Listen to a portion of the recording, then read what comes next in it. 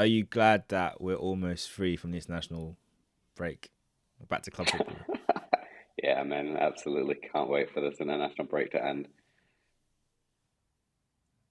Yeah, like I feel like we have been put under some kind of purgatory like punishment. I don't think there's any need for this much football in the international break. Like we love our club teams, we love our players, we want them all to come back healthy, well, no injuries.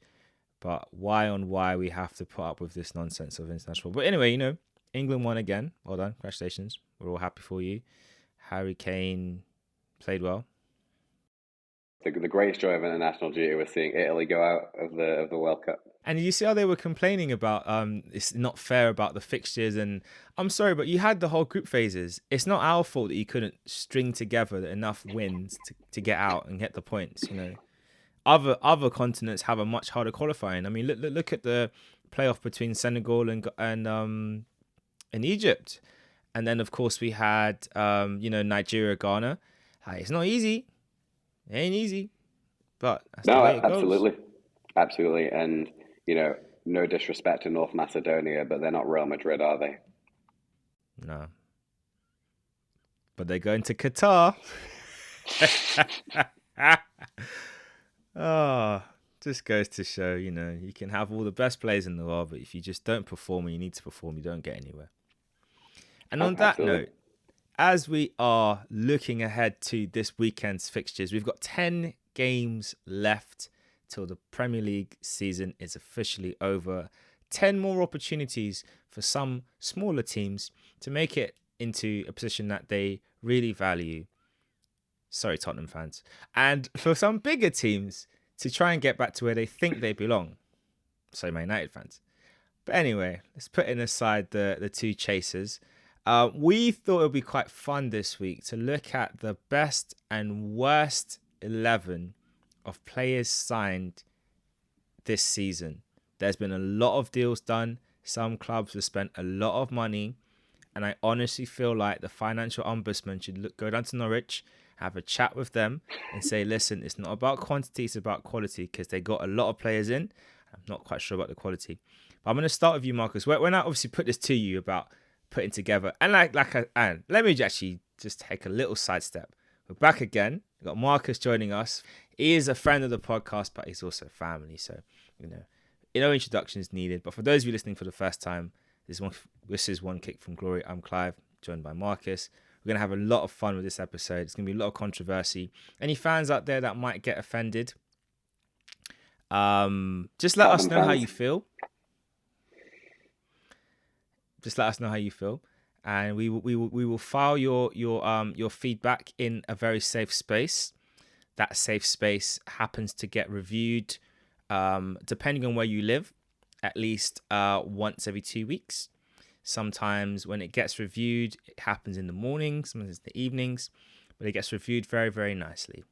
But anyway, when I put this to you, Marcus, what did you think about the idea of looking back at, all the players that have come into the various clubs?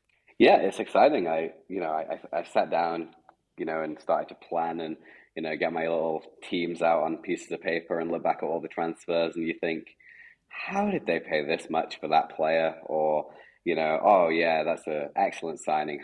What a bargain. You got him so cheap, you'll sell him for 10 times that. And, you get quite excited and then, seeing some of the statistics and you're like, how did that guy score that many goals and nobody knew about it? Like, you're thinking, wow.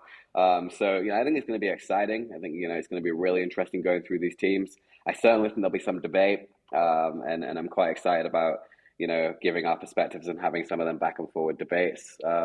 As a Liverpool fan, we haven't really signed too many players, so it'll be a quiet Liverpool day on Mm. that front. But no, all in all, very much looking forward to going through it. So let's start off with the worst, because I feel like that's where the Okay, the controversy is really gonna lie. Let's get into the meat of it. So you picked your 11 players. You said you also had some. honorable mentions. We'll get to those in like a little bit. But let's fly through your list. So hit me up with your 11, because I'm Okay, curious to see how many people we have in common in our lists. all right, sounds good. So, goalkeeper, I've gone for a traditional 4-4-2. I know Pep Guardiola stuff here, just typical Sam Allardyce 4-4-2. So, goalkeeper Asmir Begovic. Right back, Emerson Royale. Left back, Junior Firpo. My two centre backs are Yannick Vestergaard and Dan Burn. Hmm. At right midfield, Jadon Sancho. The one I'm most excited about and can't wait to talk about at left midfield, Super Jackie Grealish. In central midfield, Joe Willock and Saul Niguez.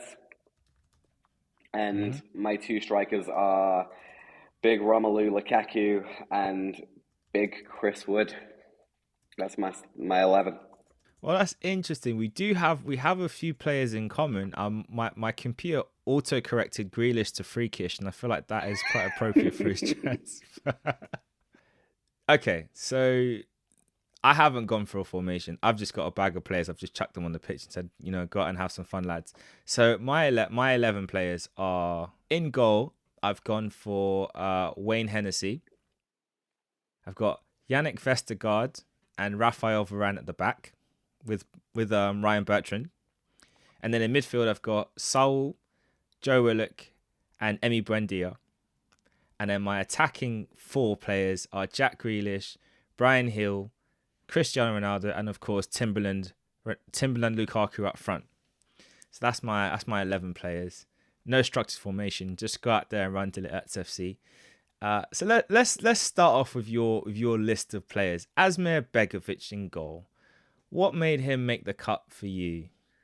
All right, look, for me, that one is pretty simple. I thought the goalkeeper one was quite tricky, and Everton probably most likely signed Begovic as a backup, but Everton have been absolutely useless this season, and let's pretend that I don't dislike Jordan Pickford after he nearly killed Virgil van Dijk. Mm-hmm. But if you can't even give any competition to a team that have picked up 4 clean sheets all season, then you're not really going to be doing too well. And in the 3 games that he has played this season, he's been pretty poor. So I think for me that was why we went for Asmir. No, I think that's a fair reason. I went for Hennessy because he's performing in an underperforming team, and I flipped back to last year where and we'll probably get onto him a bit later, but looking at like Ramsdale, and he was struggling in Sheffield United's team, and it's like you still can make a good account for yourself as a goalkeeper, and I just don't think he's done that at all this season, or even I could even argue and stretch that and say for his career, but that's probably been a bit harsh. But I'll just say for this season and just spare him some mercy. Emerson Royale, I love that he's there because I remember all the chat, Tottenham pip Arsenal to Emerson Royale. They signed a centre back at right back, and they have a right back who can't even be a right back. All he's good for is kicking people and getting sent off. Like can't even cross a ball, can't defend. Just what a waste. What a waste of money.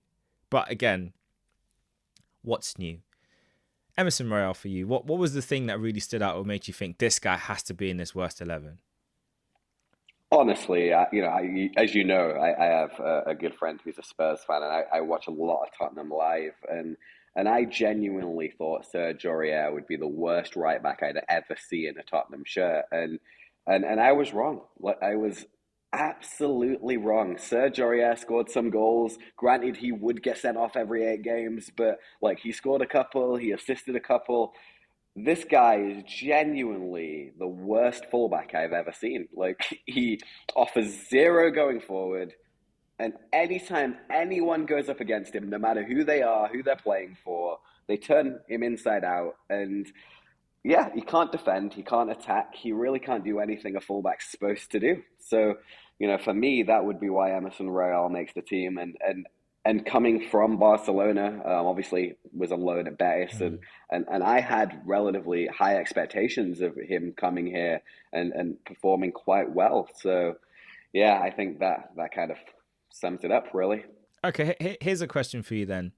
Pascal Chimbonda, Emerson Royale, or Stefan Lichtsteiner? Who's the worst of that three? I'm going to say Emerson Royal.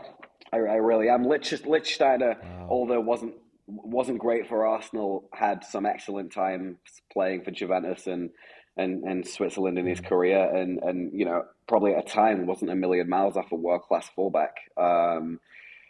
Pascal Chimbonda, I can't say the same for, but at the same time, would have had a handful of good performances in his career. I'm still waiting for them handful of good performances in Emerson Real's career. So until we get them, he's staying firmly bottom of that list for me. I think Emerson Royale is still waiting for those handful of good performances, to be fair. So you're not the only one waiting on him. I think he's waiting on himself to wake up and realize that I'm a professional footballer. I should be able to do better than this. Yeah, absolutely. And from Royale to Junior Firpo, I, really? Has he been that bad? Look, so here we go. Leeds have struggled, and they've been a lot poorer than expected. And Leeds are a very attacking team. So I could forgive Junior Firpo if, in fact, he had got only more than one assist this season. But he's got one assist and no goals. And that's not a great contribution in a team that are a very attacking team. And as a Barcelona prospect as well, I expected him to at least come and somewhat hold his own. And you can say, well, the team have been poor. They sacked Bielsa. They've changed managers, and fair enough. And it's his first season in England.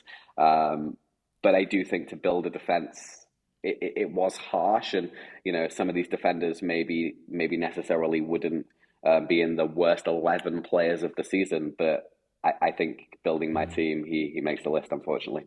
No, I think that's a fair point, and you know, yeah, can't disagree with that. Uh, Obviously, I chucked in Mr. Rafael Varane, which I think a lot of Man United fans would be like, "Oh, hold on a minute, mate. Listen, he ain't even our worst defender. He isn't your worst defender. But for a guy who's won the World Cup, won multiple Champions Leagues, I expected a lot more, and he has just not delivered at all. You know, big Rafael Varane. I understand you need to adapt to the league, and I kind of gave him a buy for that.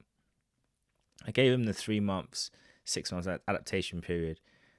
But I'm sorry, you need to slap up Harry Maguire. You cannot be allowing that man to be just dragging you down to his level. You know, Eric Bailly Eric Bailly was like a slapstick comedian at the back. You just don't know what you're gonna get. He might make an amazing clearance 1 second, the very next second give away a penalty, the very next second whack through someone, the very next moment, amazing goal line block. But at least you kind of expected that. That's just what he was. Rafael Varane, you're getting twisted up by average players. You can't do that. You have been a disappointment for the money they've spent on you. The bar is set high, and you have not come in and delivered to that bar. Now, if you'd cost them 10 million, 15 million, maybe I'd be like, he shouldn't be in this list because he's done all right.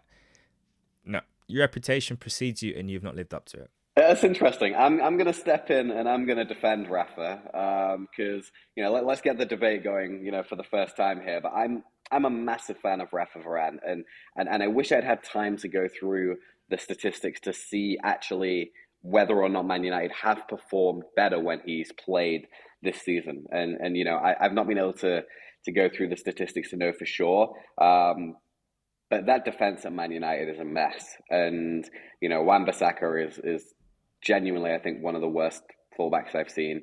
Shaw's not having a great season. We all know the issues with Maguire. Apparently, even he got booed in the England games this international period, and I think we all know that Harry Maguire is not worth £80 million. He's no Virgil van Dijk, but that's the price they're paying for him, right? So when you pay that amount of money, you expect high level performances.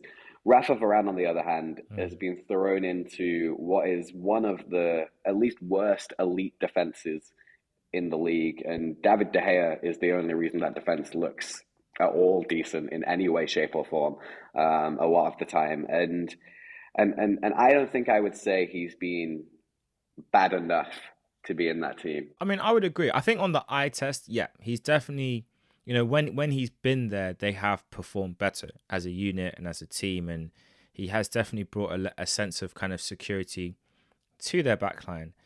But for me, it all goes down to expectations. And at the start of the season, Man United fans were piping up left, right, and centre. We've got Varane. We're not even going to get into Mr. Number 7. We'll come to CR7 later, but Oh, I can't wait. I can't wait. That they were giving up all this big bad boy wickedest chat, And the thing for me is, okay, fine, if you're gonna do that, even if your team's dysfunctional, you have to lead it. Harry Maguire's not good enough. There's other words I could use to describe him, but I'll keep it PG. He's not good enough. Fine.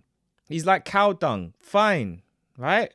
That's his okay. But you need to lead that back line. If he's not delivering, if he's in the wrong position, you gotta drag him by his ear. You gotta be like, listen, mate, captain or not, you're playing crap. For me, like, you need to sit down and say, listen, Maguire, Wan-Bissaka, whoever else they put out there, Dallo, you man fix up. And De Gea behind me, just save the ball. Stop messing about and save the ball. If the ball's coming to your face, block it with your face. I don't care about your hair and I don't care about your feelings. Save the ball. Don't push the ball into net every time the ball comes back there. You don't know what you want to do. Save it. You have one job. Keep the ball out of the net. That's it. So that's the level he should have come with. His experience, his leadership, and he hasn't done that. So that's why for me, he's in that list, because it's like I expected better from you. Because if I'm gonna be lenient on him, then I should be lenient on Mr. CR7, and I ain't. Oh, we will have the conversation when it comes to CR7 because there's a big debate there, and I look forward to that one. I really do. There's no But big yeah, debate. It is what it is. no, that There's no there is debate a to be had debate with on Mr. that one. Ronaldo. That oh, I'm ready for that debate. It's going to be fun. Anyway, you said Vestergaard. Go ahead. Yeah, Vestergaard. I mean, look, listen. When you're going to a team like Leicester, who have prided themselves on having a somewhat no, they pride themselves on having a very solid defensive base. Yeah, and they concede goals left, right, and centre. They've got a manager that has a propensity to bot. I feel like Rodgers would be a perfect Tottenham manager or Paris Saint-Germain. I think that's his next move because he just fits them culturally to a T. But like, yeah, when you've got a manager that has an issue with seeing out and taking you through to the promised land, FA Cup win, I put that to one side because that's actually a great achievement and it shows that he's got it in him. He needs to figure it out. But Vestergaard, like, you have not run punch Wes Morgan on one leg was a better defender than you have been for Leicester this year, and that says a lot. A lot. But Vestergaard, I'm sorry, like, when Soyuncu's having an off, look, Johnny Evans is better than you. Johnny Evans is getting ready for retirement. It's not good enough, mate. And at Southampton, there's not much difference. You moved club and you brought the same crap with you. Anyway, your views on Vestergaard? Yeah, I just think Vestergaard's not been good enough. For the money that was paid for him, I expected better.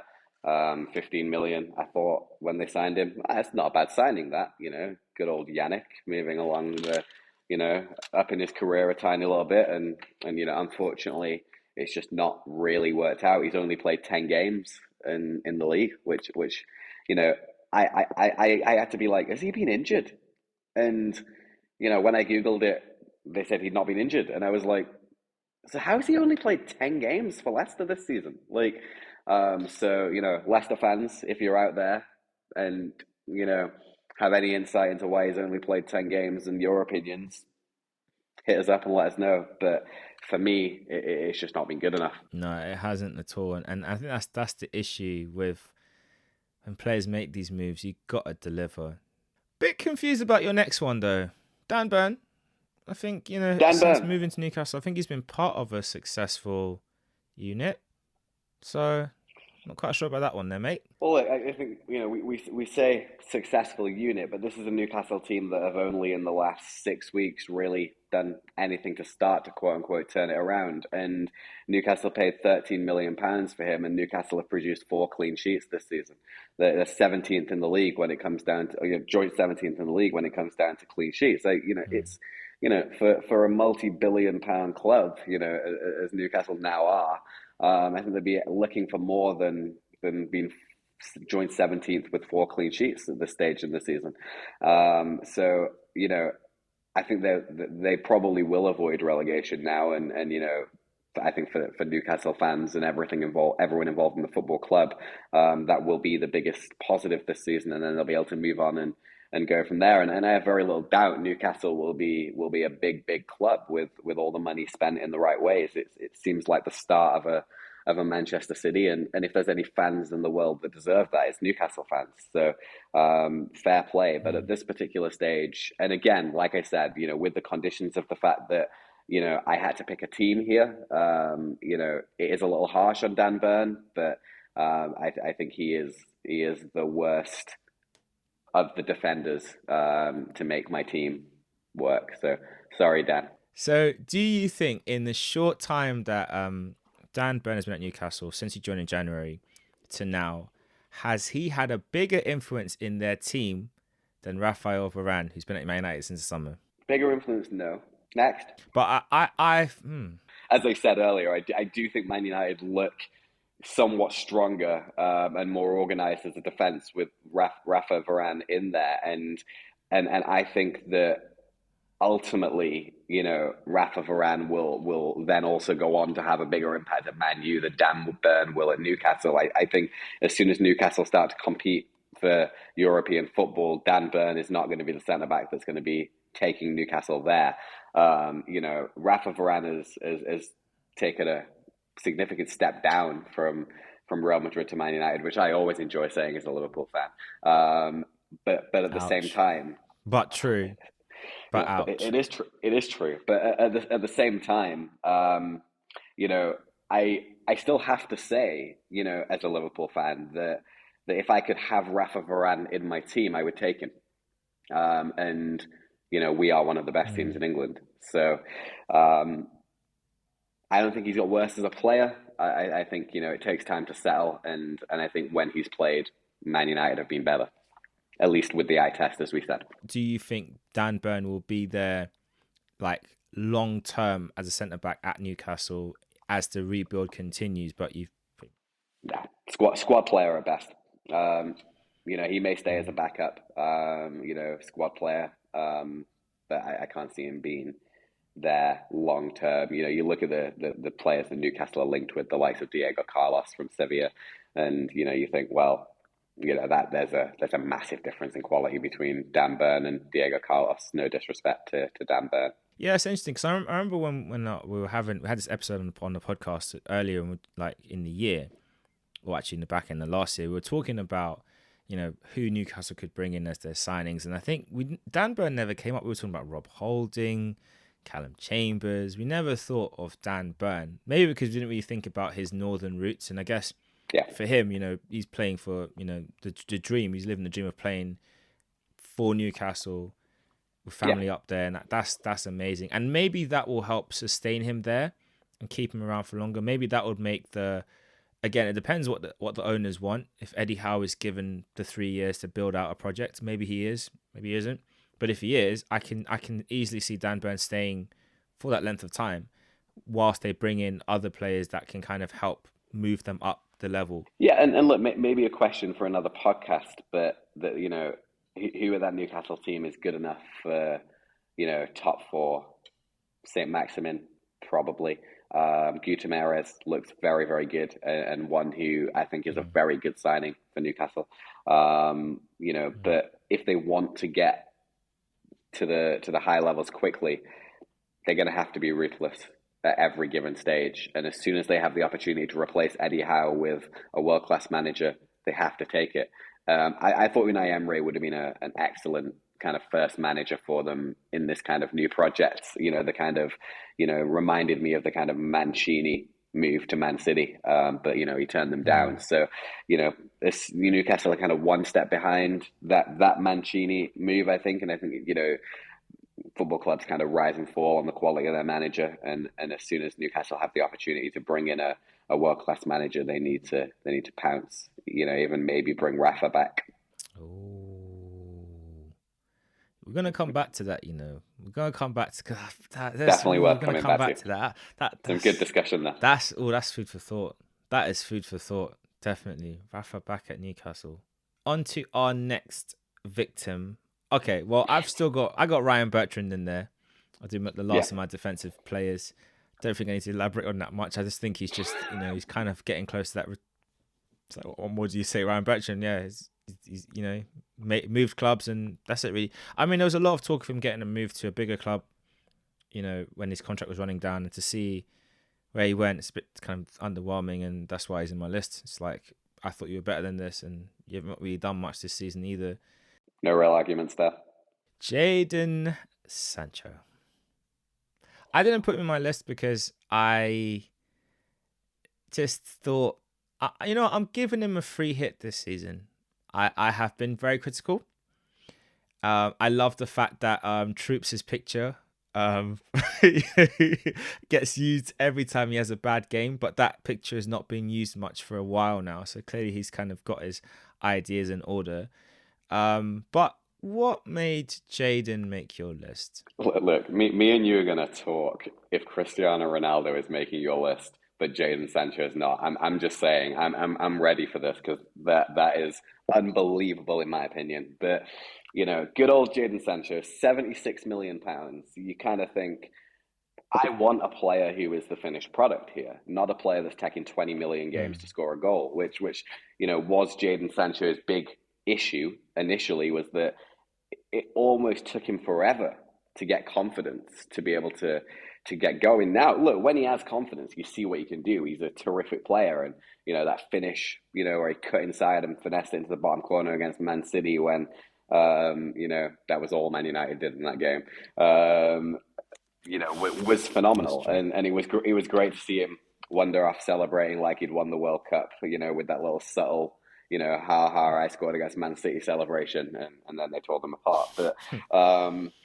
But yeah, as you can tell, I love Man United so much here. But yeah, I think he has improved, and 5 goals, in 20 odd games is not terrible, but it's also not 76 million pounds worth of value. And if as you said earlier with Varane, if Man U were paying 20, 30 million for Sancho, you think, okay, well, this is a absolute coup, and it'll take the guy time, and he will go on to be a probably phenomenal player for Man United over the next 5 years. But at this particular stage in the season, for the amount of money spent, I don't think he's been good enough.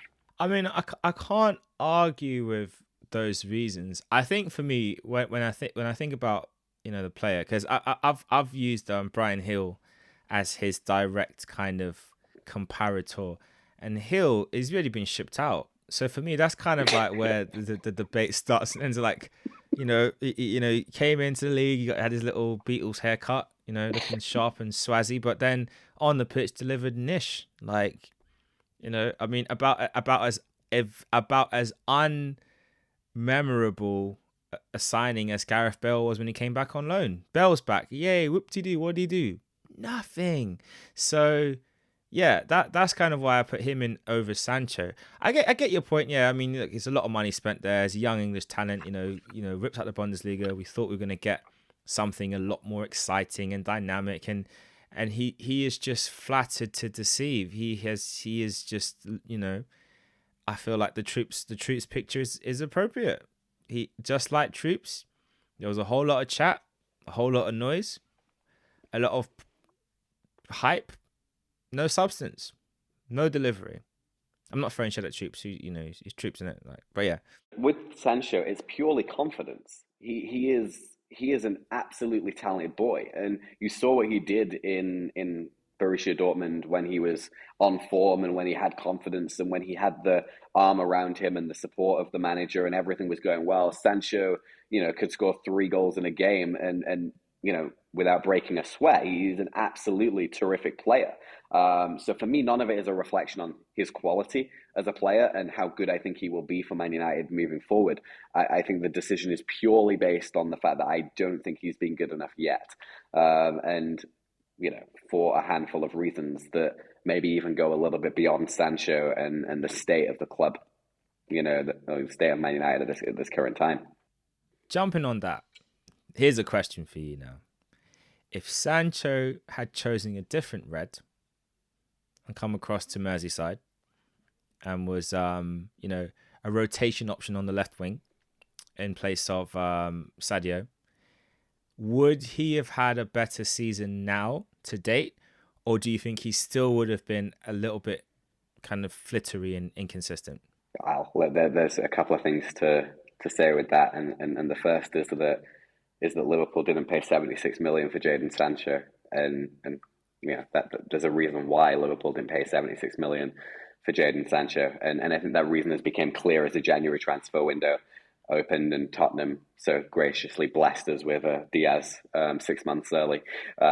We'd always targeted we'd always targeted Diaz as our number one target for that position, and at 37 million pounds, Diaz is in my opinion as exciting as Jadon Sancho, just coming from a different league where you haven't proved yourself at that level. And Sancho's a little younger, but I think come what may, Diaz and Sancho Mm. will have relatively similar careers.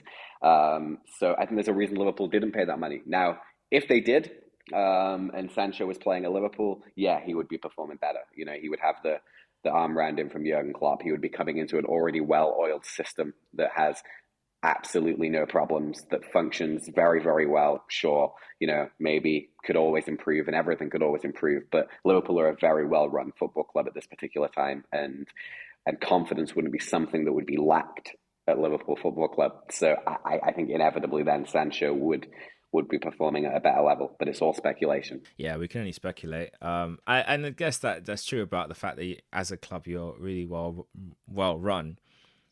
We know Manchester United are a mess. Who's worse? Who's worse run, Manchester United or Tottenham? Because I feel like it's a toss up between the two of them as to which one's worse. Although, what I would probably say is that Tottenham's issue is they don't spend sufficiently. Man United's issue is they make dumb signings, they make dumb hires, and then they don't rectify it and they just keep repeating the same process. So if you're watching, focus. Manchester United, focus, right? Keep on doing it. You're doing great. You're doing amazing. Don't change. Just stay in that pocket. You're doing an amazing job. The whole Premier League is happy that you're doing a great job.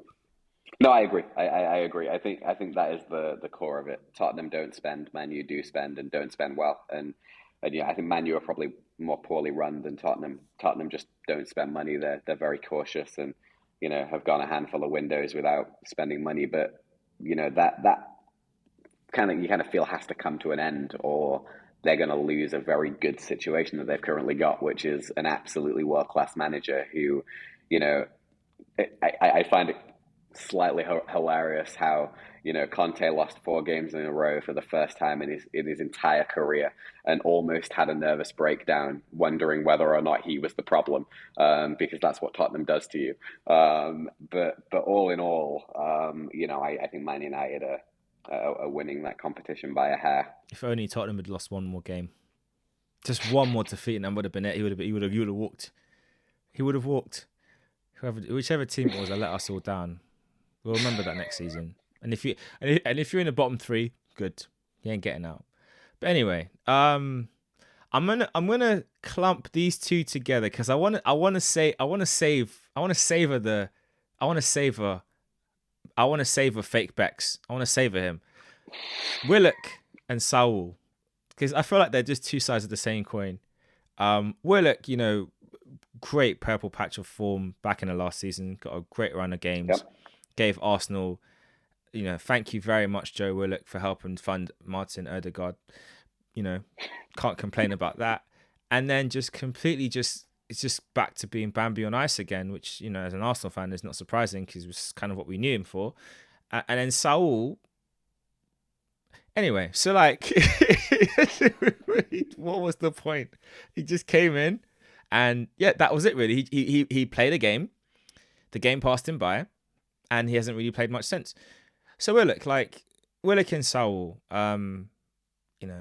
flop and flopper. I just like, at least with Willock, there's upside because he can redeem himself, and actually he's started to pick up. He's kind of worked on the things he wasn't good at, which is being on the ball. He's great off the ball and great in scrappy moments, but he's working on his on the ball game, and starting to refine that. So at least there's an upside. He might come good for them. Might sell him in the summer, but we'll see. Like, what is it with these clubs? What were they Look, thinking? man, Chelsea it, of it, all it, people. it pains me to put Willock in the team because I really do like Joe Willock. I think he's a good player, and a good lad, and he did have a great run of form that, basically meant Arsenal robbed Newcastle in the end of 26 million. And and he hasn't performed this season. He's played 30 odd games and got 2 goals. It's just no assists.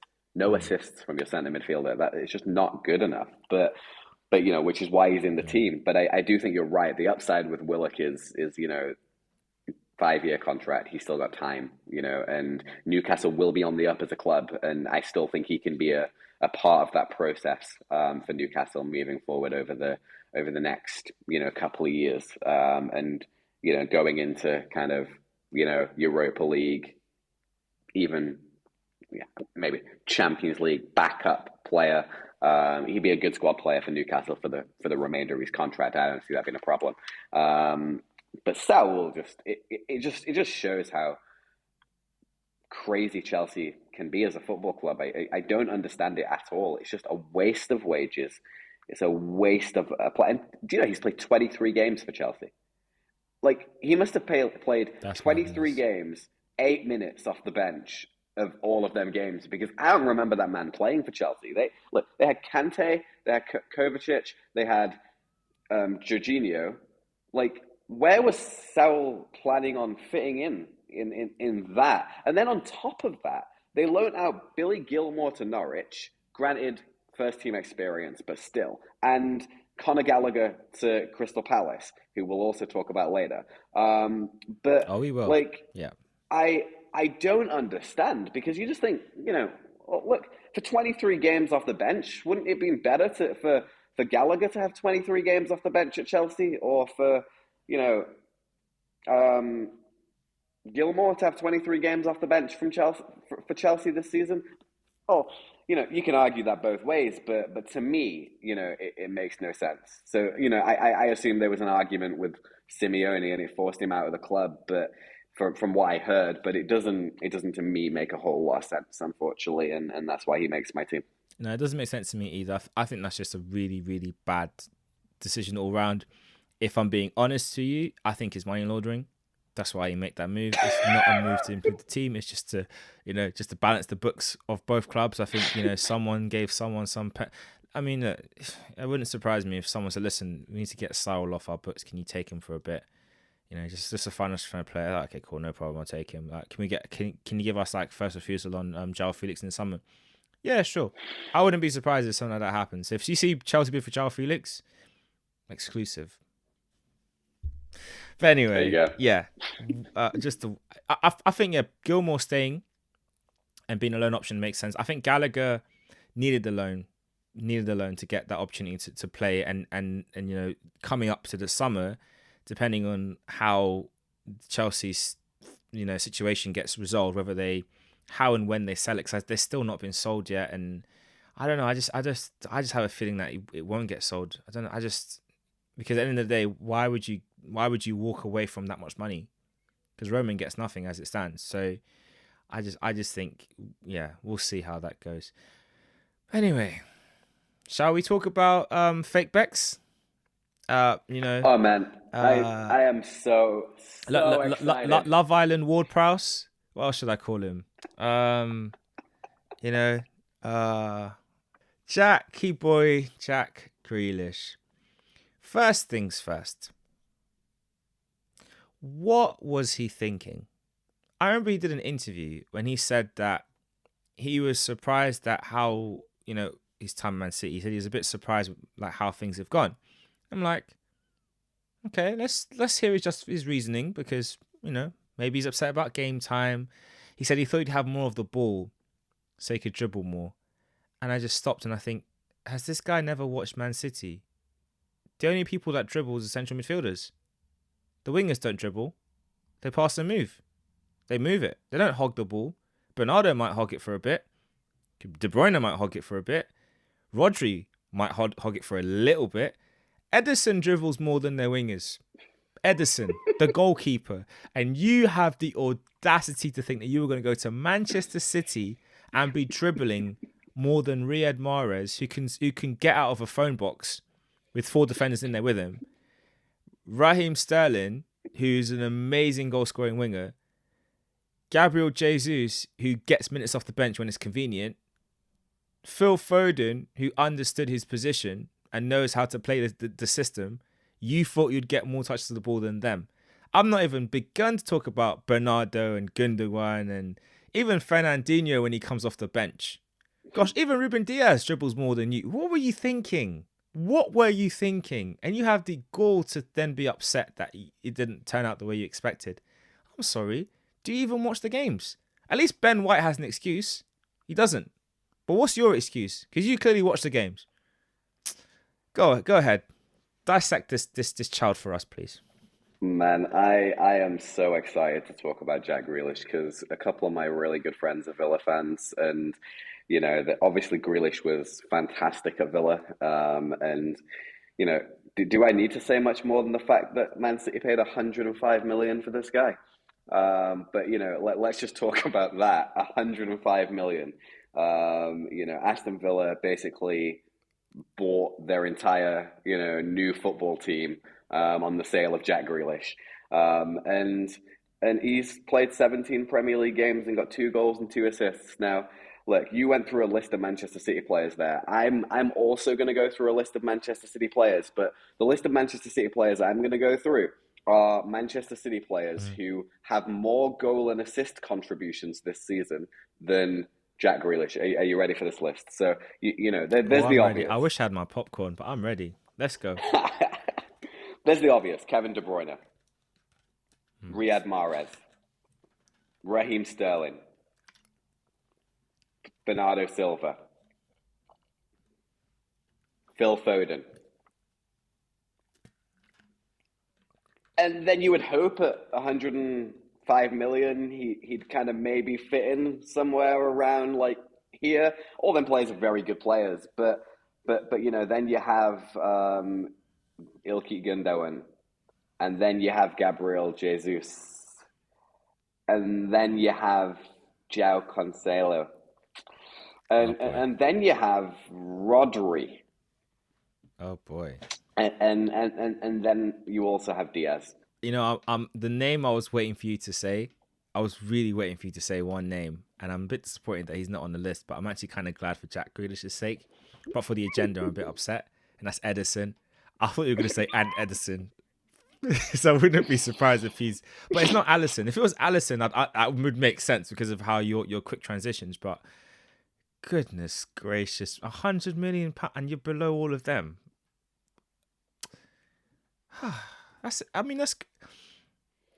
He's Man City's 12th highest contributing player on goals and assists this season. And that's exactly the position he should stay in. He should be number 12 in their squad list, and he should not be a starter. That's poor. That is so poor. For the money they've paid for him, that is actually unacceptable. You make a really interesting tactical point, though, which is that Jack Grealish's brilliance is his dribbling. He's an incredible dribbler. He's very good when he has the ball at his feet, and he can get past the man, and he draws in fouls. But the reality is, when you think of the way Man City play, that's not the way Man City play. As you said, the wingers don't spend a lot of time dribbling. Riyad Mahrez, incredible dribbler, but has came into his own as an incredible finisher and a very, very good transition player in the Manchester City system. Took a little while, let's not completely rule out Grealish's chances long term. He's a talented boy, but there is a little part of me, and I'm just going to go there. Shout out to Jake Horton. He's a massive Aston Villa fan, and obsessed with Jack Grealish. And I think since he moved to Man City, has kind of basically hated him. But I'm very glad for his sake to see him fail. So there you go. I mean, let's be honest. If we look at the Premier League as a whole, like, he could have moved to any other club. Man United will be the only other top 8 team that I think he would have also failed at. And maybe, I think at Liverpool, you would have put him in the midfield 3. That's the only position I could see him fitting in your system. And it would have been a bit of an awkward one because it would have required Fabinho to be even more of a shield than he is now. Like, he would have had to kind of, I guess his game would have adapted slightly to kind of facilitate Jack Grealish probably doing nothing off the ball. or minimal amounts, because that's a bit harsh. Because at Villa, he did track back quite a bit and he did work his socks off. Although he was given license to not do that, and they did work around him towards the latter stages of his time there. So that would have helped. But ultimately, I think if he'd come across to Arsenal, he would have been. Oh gosh, he would have been. Man, I think he would have been in, especially with how Arsenal performed this season, or the last, not the whole season, but at least the last 4 or 5 months, or 4 months, or 3 months, whatever. The last recent period. So I can't say the whole season because we started off abysmally, but he would have been up there in the charts in of goals and assists, I think. Well, he was for Aston Villa. But you've gone to a team where it's about system over individuals. Man City, I've never been an individuals based team. It's all about system.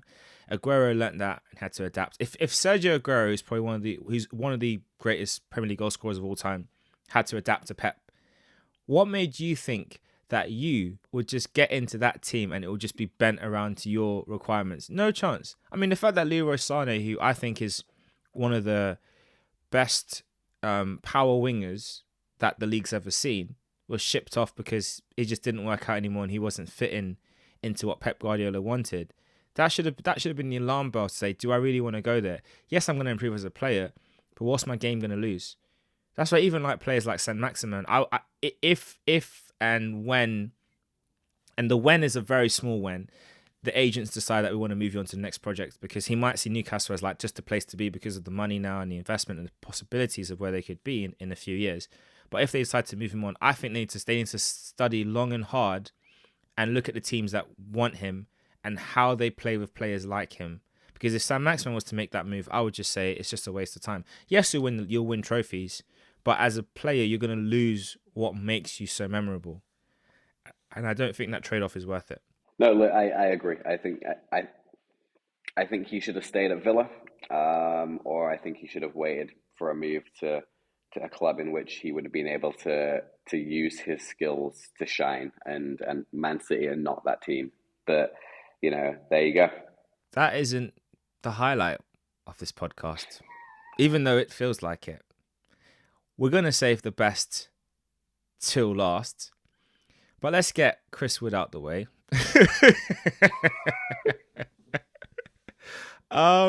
Yeah, I mean, it's a very much a strange signing when Newcastle brought him in. I still don't really get it, but again, actually, no, I do get it. It was an agent's recommendation because of he shares the same agent as Kieran Trippier, and when they did that deal, they happened to mention he has a buyout clause, and they just happened to pay it. So, kind of made sense why they did it. I get the idea of having Premier League experience and maybe having someone to supplement Wilson whilst he's, as he's had his kind of struggles of injury throughout the season. But Chris Wood's not prolific. He's not fast. Yes, he's tall, but Newcastle don't cross the ball enough to justify having a tall centre forward. They need someone with a bit more speed. Because you look at someone like Almiron, who has just been, thank God we're not doing worse Premier League players rather than just signings, because he would definitely be net 11, because he's a player who on paper should be a lot better than what he is, because he's very fast. But yeah, Chris Wood, just a bit of a weird one. That's probably Newcastle's worst signing. And I would hope that is their worst signing from this point onwards. That's the bar, and that bar is on the floor. If they make a worse signing than Chris Wood, I would want the Premier League to basically I would want their owners to get sanctioned like Chelsea have with Roman, so they can get out. Because if you sign worse than Chris Wood, I'm sorry, you don't deserve to be Premier League club owner. And that's not knocking Chris Wood, because he's gotten 50 Premier League goals, not 100, but he's gotten a good milestone of Premier League goals. But gosh, Chris Wood, man. When Newcastle paid £27 million for Chris Wood, I wrote him down in my team on that day. That day that he made the move for 27 million before he played a game, before he put a shirt on. I'm like, this guy, 27 million, nah. They overpaid by about 27 million. I know that's a little harsh on Chris Wood. He's done all right at Burnley. Not this season. He's got 4 goals in all competitions over 34 games, and one of them is for Newcastle in 10 games. If you're a striker averaging 1 goal in 10 games, that's not great. In this modern day, to be just about okay, you need to be averaging 1 in 3. Like 1 in 2 isn't Lacazette says even really hi. world class anymore. Well, this Lacazette is the says thing. hi. 1 in 2 used to be world class. I'm not sure 1 in 2 in this modern day is a guarantee of world class.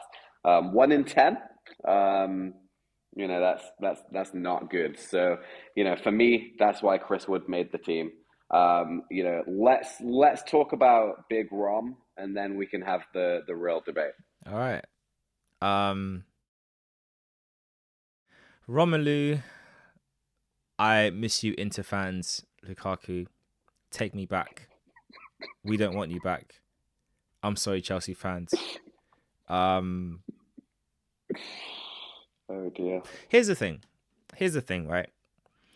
To me, footballers baffle me, right? You know, you were in Chelsea's academy. You were seen as Drogba 2.0. You were never Drogba 2.0, but you were seen that way, right? Because of your frame and because of your, they stereotyped you because you're a big, tall, let's say you're a big, tall black striker, right? Who's somewhat good in the air and somewhat muscular. So you were seen, well, no, back then you were a bit skinny, but you know what I mean? Like you were seen as the next Drogba, just based on that stereotype. The same way that how Jimmy Briand was seen as the next Thierry Henry, Ryan Babel was the next Thierry Henry, and we could list so many of those failed players that would describe to a great legend. David Ngog was the next Thierry Henry. David Ngo, Theo Walcott, Yaya Snogo was never next Thierry. Anyway, you know what I mean? Like, no, Sinogo was more seen as the next Adebayor and didn't even live up to that name. But like, it didn't work out. You left. You went to Manchester United. And Everton did really well. Man United move, bad decision, but you made that move. Your career was going off the cliff. You moved to Inter, and the first thing they do is they discover a medical condition you have, which radically changed your health, which radically changed how you played the game. You're playing in a league that is more attuned to your strengths. You don't have to worry about controlling the ball too much all the time. You can drag defenders out wide, and because the tempo there is not as intense as the Premier League, it's very tactical, but it's not as intense. You can bully a defender. You can drag them wide. You can use your assets that you've always had from young. Your spin move, which is amazing. Where you pin the defender, you spin them. Your explosiveness over like a few yards. You can use those things. Your finishing. All those things you used really well. And not only that, you were loved and adored by that fan base. Absolutely adored. They could have no ill words to say about you, which says a lot considering the history of that league and how they treat players of a certain hue. But like, you didn't have any of those issues with your fans. And then Chelsea comes along like a pretty ex who's, got some, who you haven't seen in a long time. She's wearing a nice dress. She smells beautiful. Like, and you look in your eyes and you just reminisce on the good times. You only had one good week, but you reminisce on that good week and you think, well, we could have the good days to come back. So you make your move. You leave your fiance. You've got your wedding scheduled. You leave and you go back to your ex of one good week.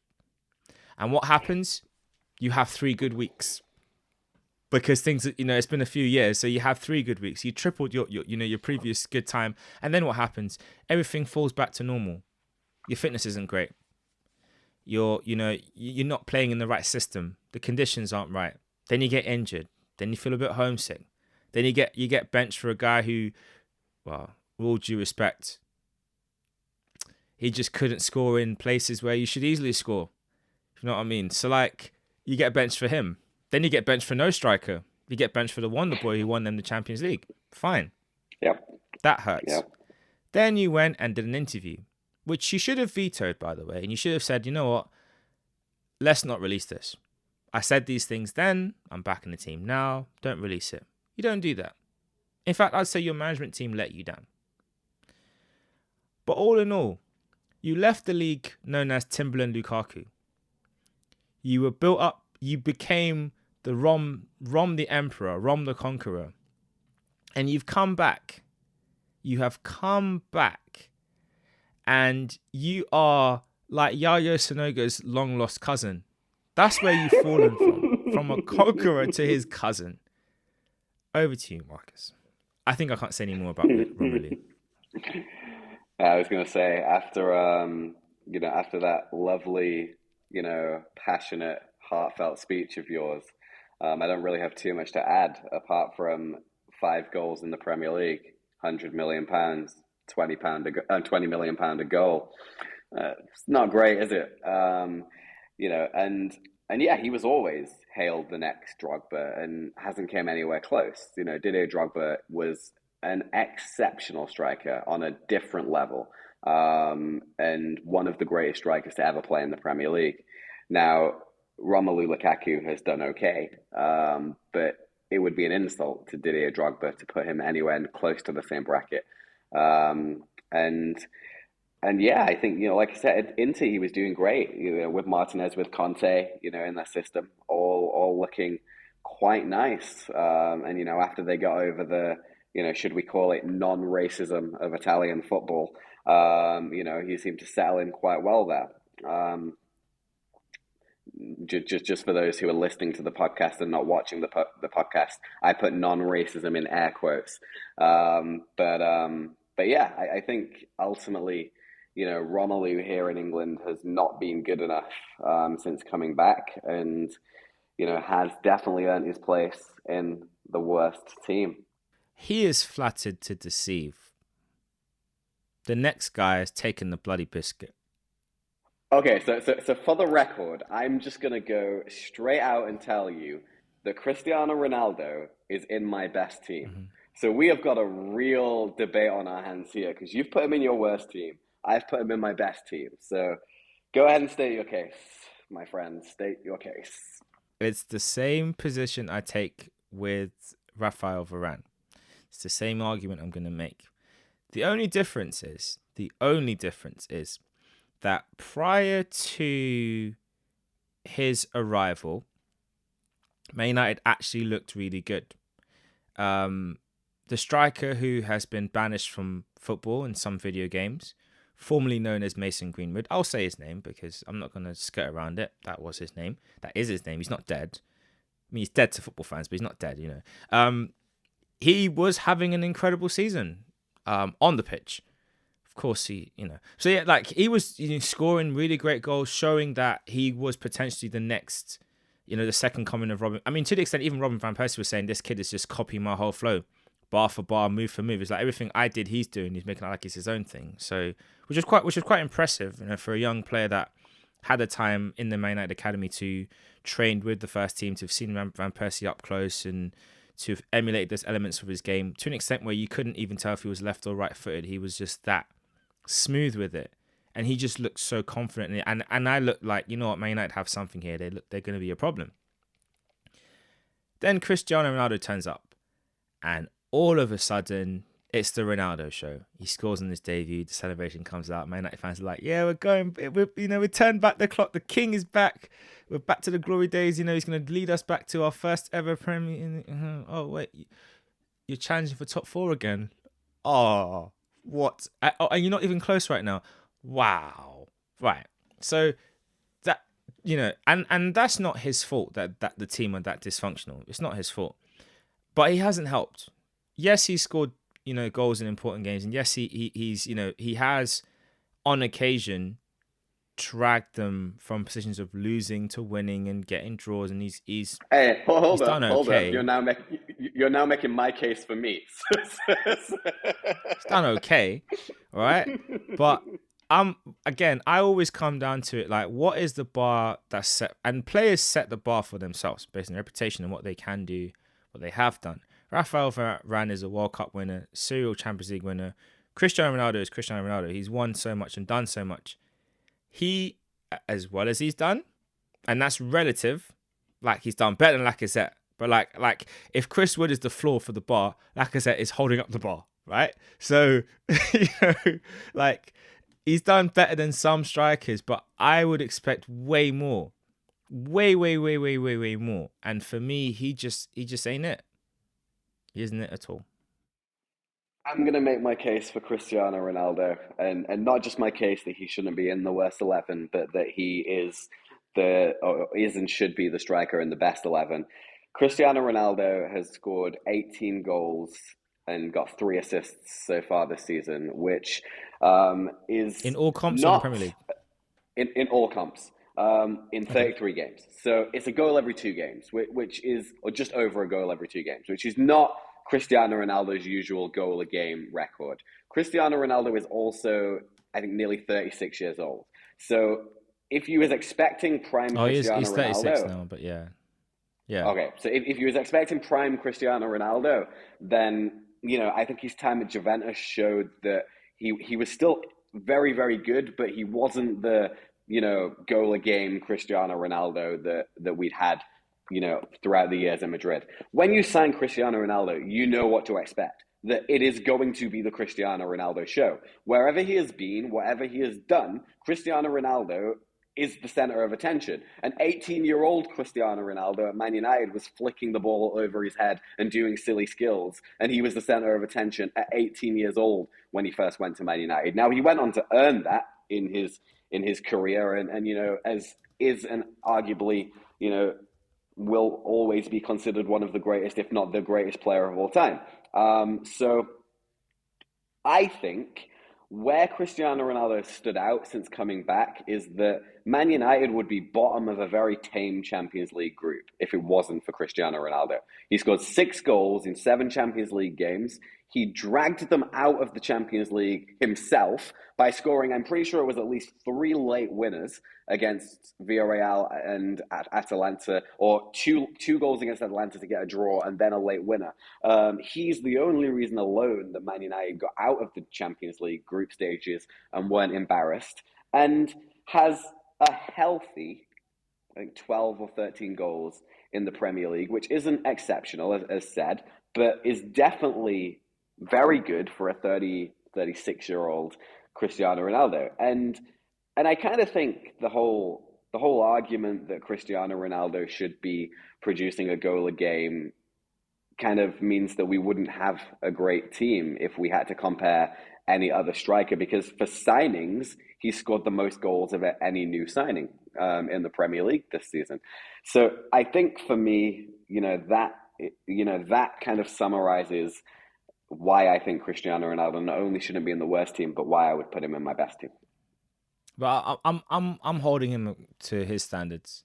And I agree, if you go by age and comparative strikers at that same age in the league who have, in seasons gone by, then it is a good return.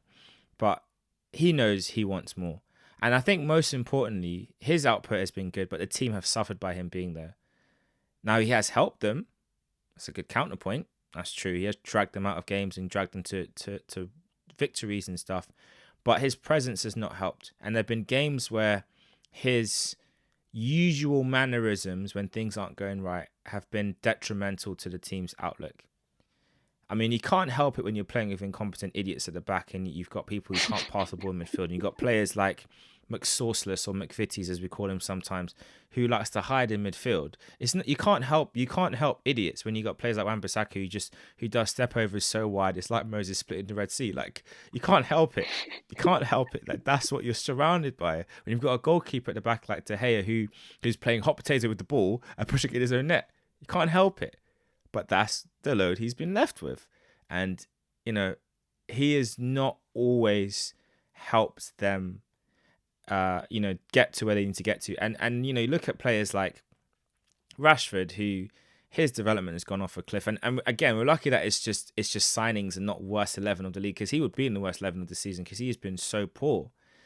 And he needs to get a grip. Like, your career, you don't waste your career. I love the stuff he's doing off the field, and I don't think he should stop doing any of that stuff. But you need to get, okay, your coach might not be helping you in terms of tactical stuff. Listen, I'm pretty certain you could call up a Van Nistelrooy and Omri or one of these guys, say, listen, I just need some advice. I'm going through a rough patch. What elements of my game do you think's missing? Just get someone that can just give you a little bit of advice. Even if even call up Ian Wright, Uncle Righty. Listen, I just need a bit of advice. Like, my game's a bit off. What do you think I need to work on? just it's humbling. But you know what? They might give you something which you haven't seen yourself, and then apply Like yourself on the pitch. I think with Rashford, he needs to decide whether he wants to be a footballer. Like, with all due respect, to all of the things he's done off the pitch, which are fantastic and are exceptional. It reminds me a lot of Dele Alli when, he was producing exceptional performances, and then he had his whole fashion thing off the field and basically fell off a footballing cliff. And, Marcus Rashford is very close to that footballing cliff, looking over, the edge and not a million miles away from falling off the end of it. And it's a really hard climb back up. And I think he needs to decide whether he wants to be the footballer that he's got all of the potential to be, or whether he wants to focus his life on all of these other things too, and do both. And that's fine. I have no criticism of a Marcus Rashford that spends his time, helping all the children in the way that he's helped all of the children, and having video calls with former presidents of the United States of America, and being an icon in this world. Not a problem at all. I think it's wonderful, but I do think it has impacted his ability to perform at the highest level, because if you want to be the best, unless you have ridiculous talent like Ronaldinho, then you don't really get the choice of being able to do both. I think he can try. I think he can try. I think it's a shame. He might need to move clubs. He might need to do that to get a fresh environment. He may need to have the right coach. And maybe, depending on who Manchester United hire next, they might bring in a coach that can help get him back to the levels he had under Louis van Gaal, who was probably the best coach he's worked under to work on his game. I think Mourinho, if given a little bit more time, might have dragged more out of him. But then again, it depends on Rashford's mental toughness. Does he like being challenged in that way? Because seeing some of his reactions to fans' criticism recently, maybe not. But then again, it's a lot when I think he had a lot of things going on as well. I think his relationship broke down briefly and then they got back together. And I think there's a lot of, off the field stuff does affect your on the field performances. And sometimes we, as fans, it's not like we forget. We don't care because you get paid a lot of money. You should be able to perform. But these are factors. But he needs to get his act together, because I'll be honest with you, he should not be going with England to the World Cup if he continues like this. He shouldn't even be in the squad. But we'll see what happens with that one. Yeah, so I'm not moving Ronaldo. He's staying exactly where he is. I hear your points and that they're very valid, but I think for me, I just expected a bit more from the guy, and that's not because irrespective of age, I just wanted a bit more. It's the same way, like I said, like Chris Wood is the bar on the floor, and Lacazette's holding it up. So that just shows you how much I rate him. All right, let's flip over from worst to best. Who have you got in your 11? I'm going to just start by being controversial. I didn't pick Ramsdale as my goalkeeper, and I think that'll be a fun debate to have. But I picked Jose Sarr from Wolves as my goalkeeper. He's my number 2 option. So yeah, it was that the Ramsdale versus Sarr, and I think it'll be a good little back and forth to have. And I was doing the podcast with Arsenal fans, so I thought I'd be controversial. At right back, Tino Livramento. At left back, Lucas Digne. At centre back, I have Mark Gahey and Christian Romero. Romero? Yes. We'll have a chat about that one as well, because I knew, when we're doing a podcast with Arsenal fans, if you pick a Tottenham player, it's going to be controversial, and I have too. So, I mean, there's being controversial, there's picking him. I think that's... At left midfield, I have Mohamed El Yunusi from Southampton. At right midfield, I have the other Tottenham player, Dejan Kulusevski. In central midfield, I have Coutinho and Conor Gallagher. And Coutinho. Up front I have Ronaldo and Emmanuel Dennis. Well, the 11 players I've picked, I clearly have just gone for names and not thought about actually structuring it as the actual 11. So that's probably where I've gotten a bit cheeky with the people I've put in. But oh well, that's the way it goes.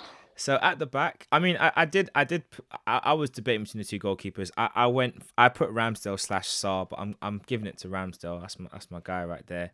I have a lot of reasons why, and they're not all biased. And then the rest, this defense doesn't make any sense. But anyway, the defensive unit, I've got Tomiyasu, Kieran Trippier, I know this doesn't make any sense. Livramento, Ben White, and Cucurella from Brighton. And in the midfield, I've Okay. gone for Conor Gallagher, Mikel Olise, and Erdegaard. And then I've gone for Maxwell Cornet and Dennis. I had Kulusevski as like a maybe, but I've gone for Cornet because I just think he showed Burnley that a little bit of spice is all right. So that's why Cornet gets the nod for me.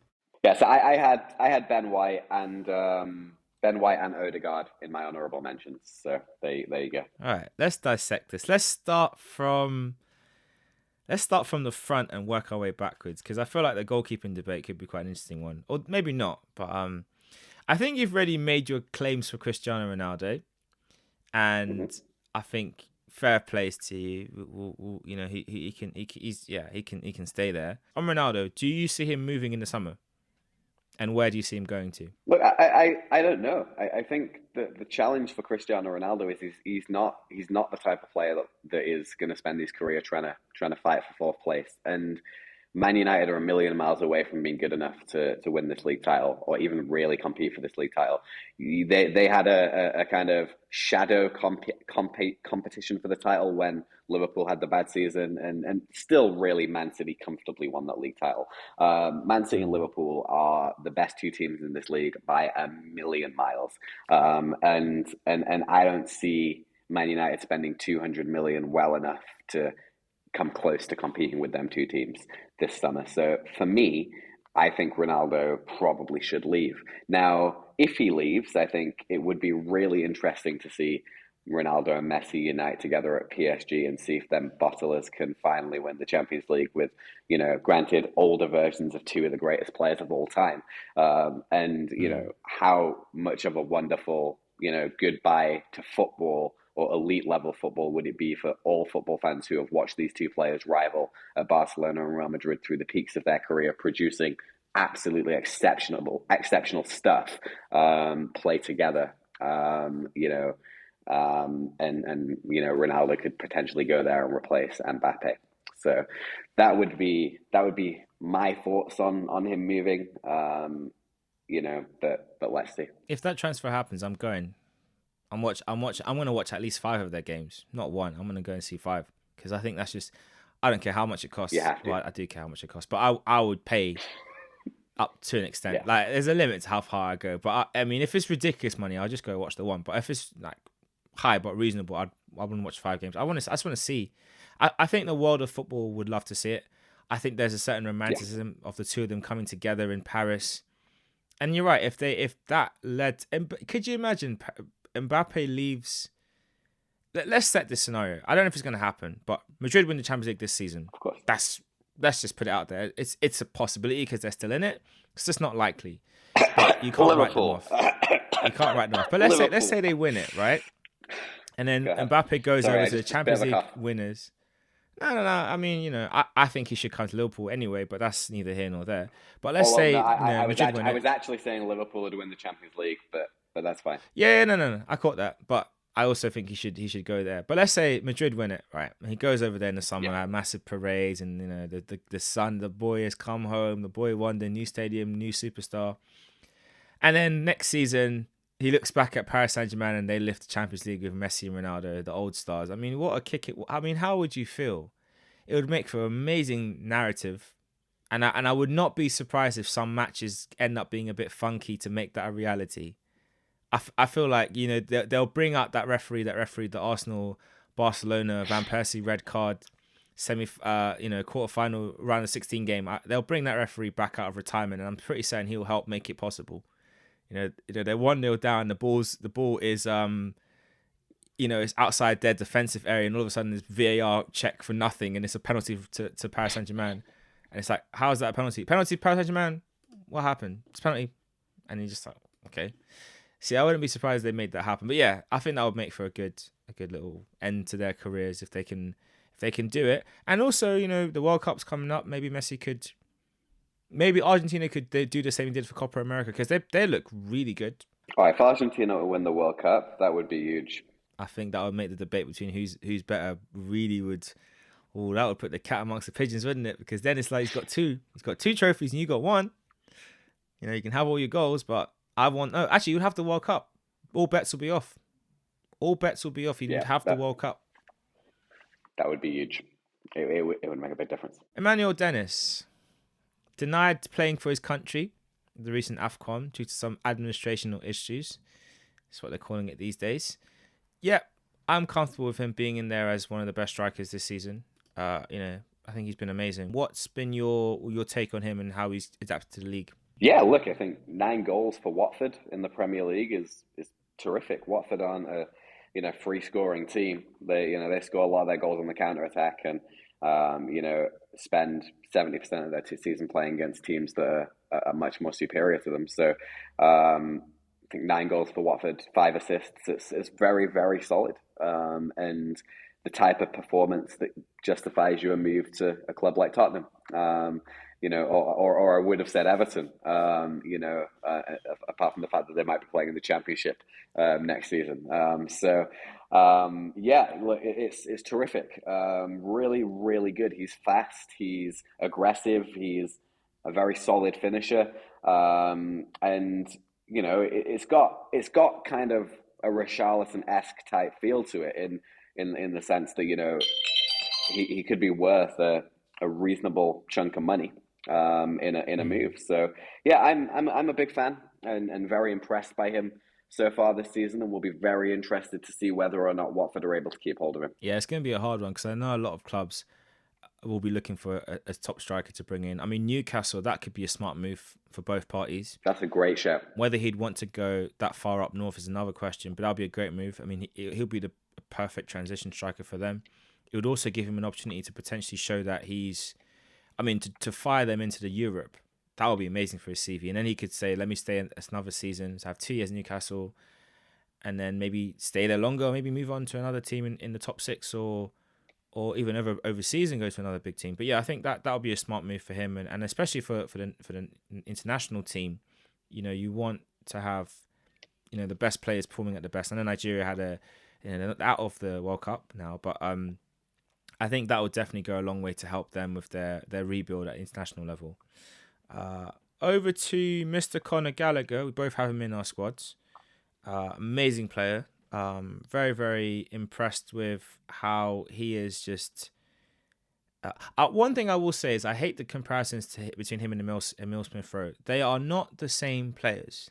That is like comparing Mesut Ozil to Cesc Fabregas. I'm sorry. One of them is a Rolls Royce, absolute baller, could pick the lock out of a safe underwater with only 5 seconds left to get air and make it back to the surface. The other one's Mesut Ozil. But anyway, Conor Gallagher.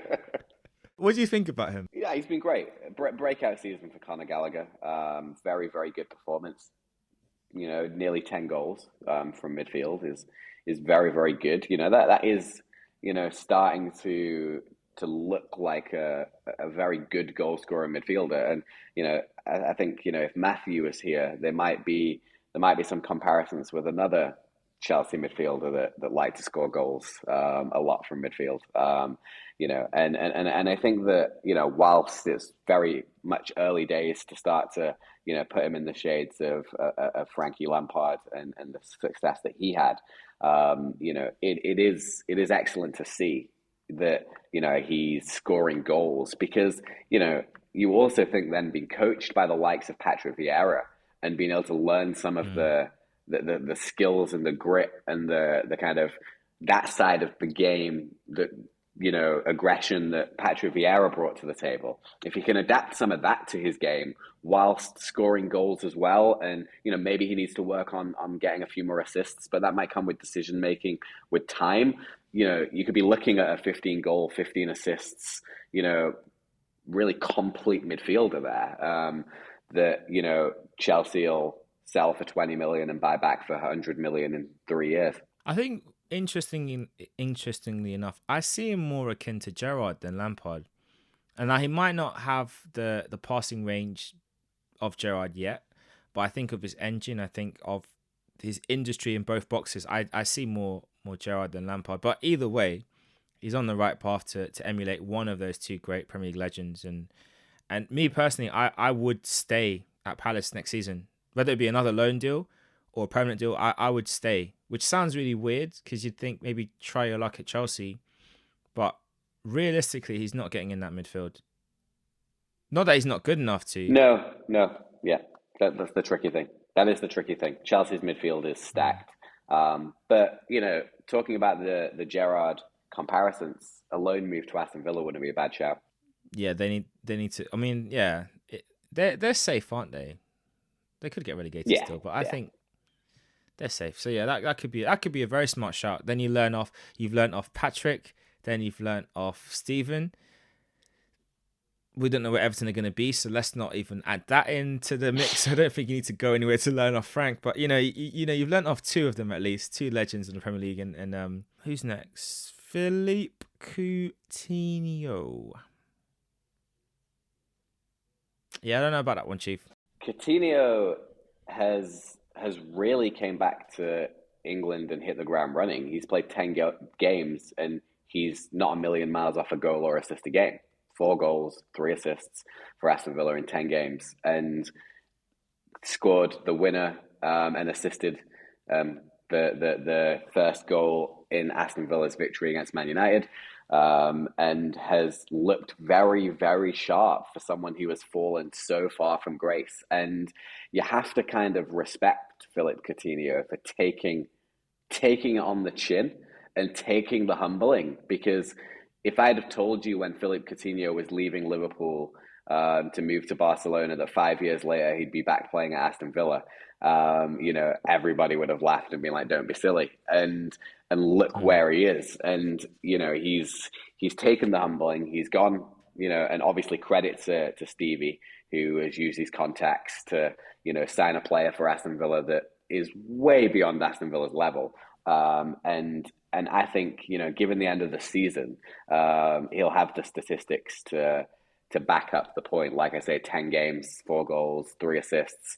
It's a massive coup for Villa, and the type of quality that Villa needed to be able to secure their place in the Premier League this season and build on moving forward from there. I'll give you that. And one thing I'll say is that's the reason why Emi Buendia is in my worst team of the season, because all the hype, all the chat about we beat Arsenal to Buendia, yeah, we're a better club, we're on the up and bidding for Smith Rowe. Well, that's what you get. And Coutinho's come in and has done his job beyond, beyond. I think what they expected Buendia to be, Coutinho has been like, you know what, mate, hold my coat and keep the engine running whilst I wait, and I'll come for my car later. Like, he's just certified valet. He just warms the pitch up for Coutinho or sits on the bench and warms up for him when he comes off afterwards, and he gets his little 15 minutes to run around and just, earn his little bonus. But yeah, obviously I picked Martin Odegaard because I just feel like what he's brought to Arsenal this season, when we had him on loan last year, it was a lot of, I think there was some skepticism over whether it was the right move and does he have more gears to go. But what he's shown in the last 6, 7, 8 games in particular, where like we didn't really do as much business as we should have done in January, and the players we've got have all just put the club on their backs and says, fine, Thanos style, we'll do it ourselves, and we will drag Arsenal back to Champions League, irrespective of how ugly it looks, irrespective of how we might get kicked in some games. The amount of distance he covers, the amount of sprints he does, game in, game out, and the quality of his delivery in the final third, he has just been incredible for me. And he's so young. He's still got more levels to go to. And I think the thing that I want to see next is the goal scoring. If he can add that goal scoring edge to his game, boy oh boy oh boy, we're gonna be in for an absolute treat. You see, that's the thing. That's the only reason that for me I picked Coutinho over Odegaard, because Coutinho is an already more finished product of what Martin Odegaard can become. And the evidence of Mm. that is that in 10 games, Phil Coutinho's got 4 goals and 3 assists. And in 30 games, Martin Odegaard's got 5 goals and 4 assists. So he's only got 2 more goals and assists in 20 more games. Now, don't get me wrong, goals and assists are not the only thing that define a footballer. And Odegaard's ability and skill and the second pass that he plays that leads to the goals, and the way that he is able to dictate some of the play at Arsenal, along with the likes of Emmy Smith Rowe, are and is really exceptional to see.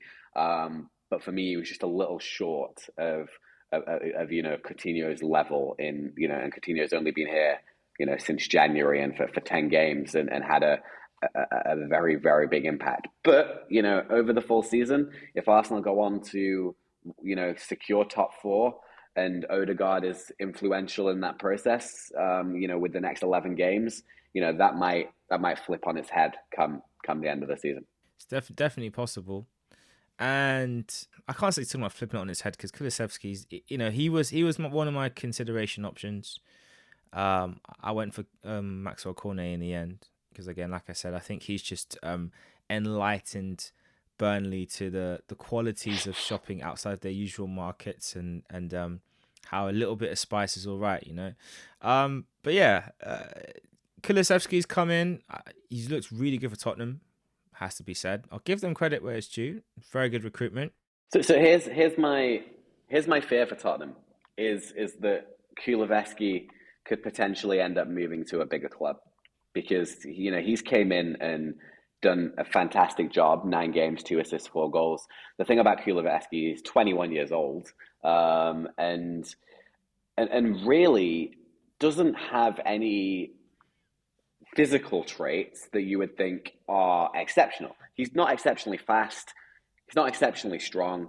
He's not weak, but he's not slow. He's kind of, if you're going FIFA ratings, early to mid 80s on all of them kind of physical stats. But for 21, his decision making is exceptional. He keeps it simple and does the simple things really, really well, which most 21-year-olds don't do. He's not fancy. He's just a very efficient football player. And I've been incredibly impressed by that. Now, Tottenham do have the loan to buy option, and as long as Kuleveski's happy to make that move, then why not? But I would definitely wait and see on that one as to whether or not somebody else comes and offers him a bigger wage than Tottenham, or Juventus decide they want to keep hold of him and offer him a new contract. Let's see how that pans out. But I've been incredibly impressed by Kuleveski. And it's an option. Is it option to buy, an obligation to buy? They've got with Juventus for his loan. I'm not certain, but even if it is an obligation, like it really only gives them first option. If the player doesn't want to go, then they can't force him to sign the contract. So it puts them in the strongest position. But I think there'll still be a market for Kuleveski this summer, and it'll be a very good signing for Tottenham if they pull that off. And on to Elyounoussi. Yeah, what impressed you a lot about him this year and what he's brought to the league? Yes, this is a surprise one, because most people would think I don't even know who he is, let alone how is he getting in the team of the season so far or signings of the season so far. But Elyounoussi is a very very good little player, and he's tricky and he's quick, and a club like Southampton, who again are a such well-run club, he really fits the structure of the way that they play, and is that kind of added quality on top of what really they've lacked since the loss of Mane and that them types of attacking Walcott, Bale type players.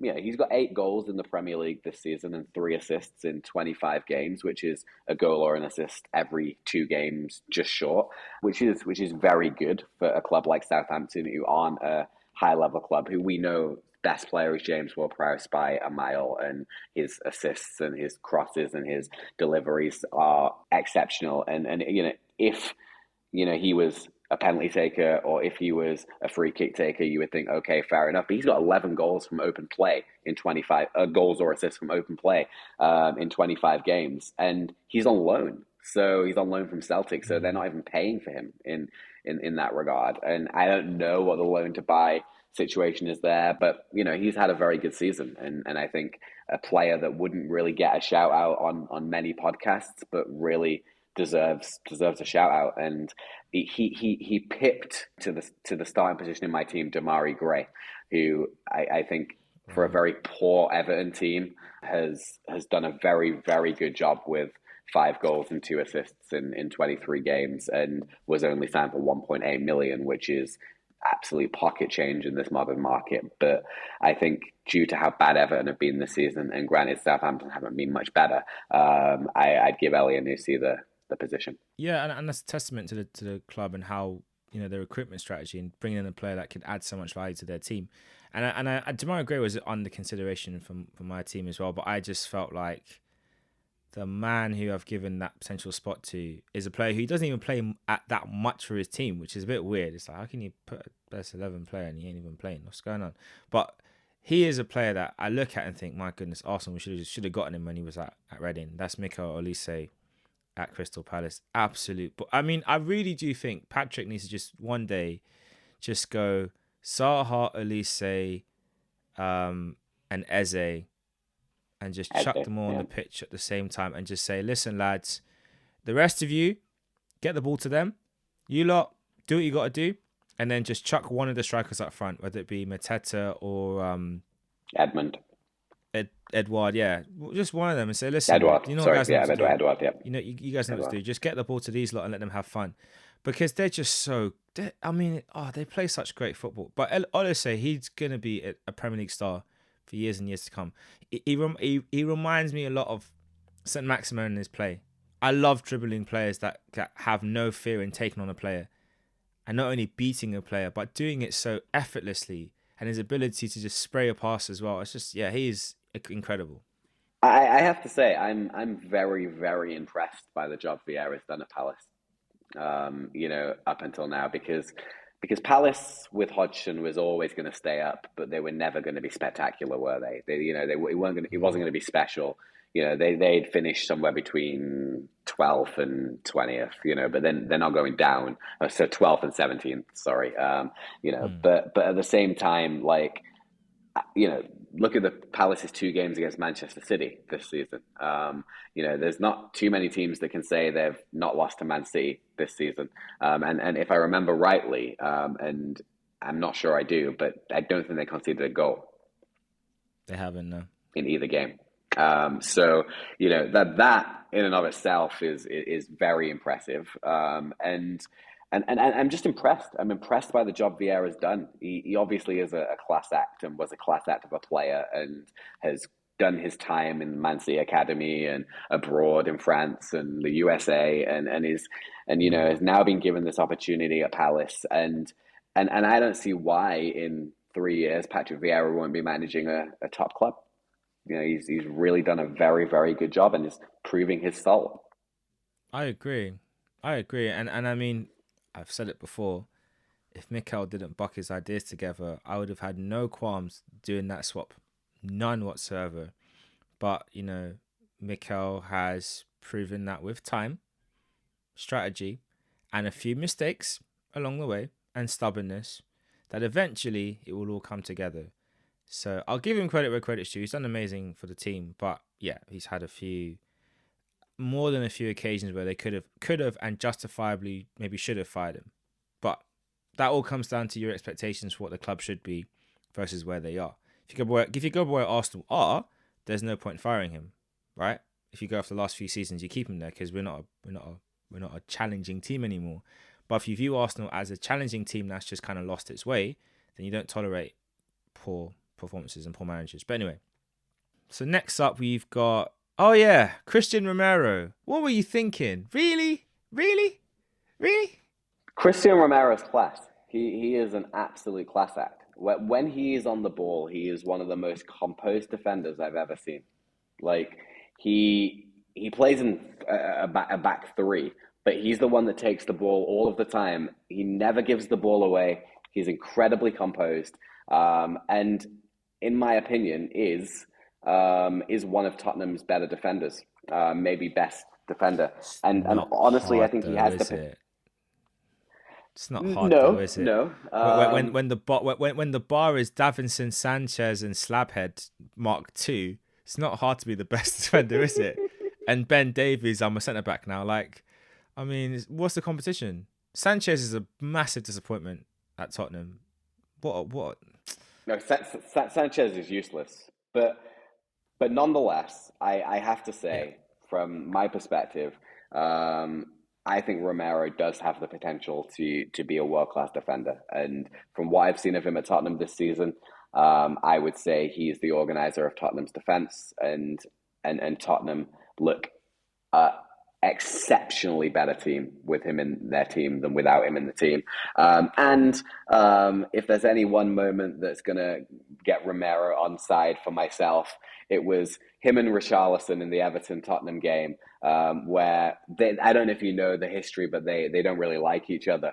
And there's been some beef Oh, between the two of them with the Argentina Brazil thing. And I was watching the game in the stands with my friend, and Richarlison came running down the wing, and the ball was played to him. And Romero basically just decided that he was going to absolutely kill off Richarlison. Didn't go for the ball, just absolutely took him out, sent him flying into the sideboards. And it was a really enjoyable moment because I really don't like Richarlison. So well done, Christian Romero. Thank you for giving me that moment. It was a wonderful Premier League moment and enough to get you in my team of the year for this season. So there you go. I mean, yeah. I mean, for me, it was always going to be Benjamin White. I think he is because he's brought such a dimension to Arsenal's back line in a way that, when David Luiz was finally let go, and when Mustafi was also let go and put out to pastures, you almost wondered where was that kind of ball playing centre back going to be? How are Arsenal going to redo it? Because Rob Holding, that's not his strengths. But he came in, and of course there was the first game he didn't look too good, or first couple of games didn't look too good, and then all of a sudden it kind of just clicked into gear, and he just looks solid. His versatility, his ability to play out from the back, he's just given the team an extra dimension. So yeah, I've been pretty happy with what I've seen from him, and it's definitely been quite good. Um, yeah, I mean Romero, we'll settle it. It'll be settled for me in the Derby game. We'll see what Romero's all about, and if he's about that stuff, then he'll put in a good performance. Benjamin White, Benny Blanco, he's manned them now, so it's all good.